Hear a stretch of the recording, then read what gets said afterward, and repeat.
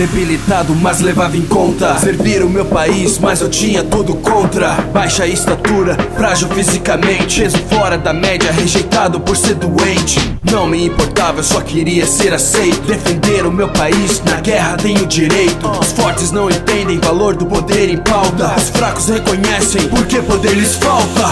No regimento eu já era determinado, faltava apenas condicionamento de um soldado. Já desacreditado, chegava o meu momento. Eu aceitei fazer parte de um experimento. No procedimento meu corpo sofreu mudança, capacidade máxima que o ser humano alcança. No campo de batalha agora chega um defensor. Nasce Capitão América, o primeiro vingador. Ei, como um escudo protetor. O primeiro vingador. Sim, super soldado para a guerra.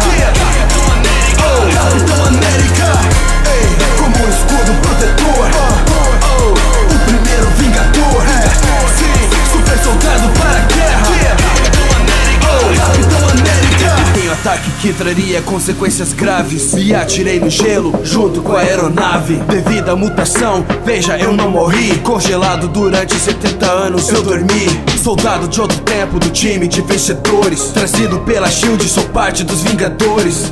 Acordo agora com um propósito maior, com Hulk, Gavião, Viúva, Tony Stark, Thor. A ação dos Vingadores é proteger a terra. Lutamos com armas, mas são homens que ganham a terra. No confronto com o inimigo houveram destruições. Agora o governo questiona nossas ações. Privar a população da proteção é a proposta. Entraremos em guerra, pois eu dou não como resposta. Stark, a minha escolha me liberta. Nossa amizade não me impede de fazer a coisa certa.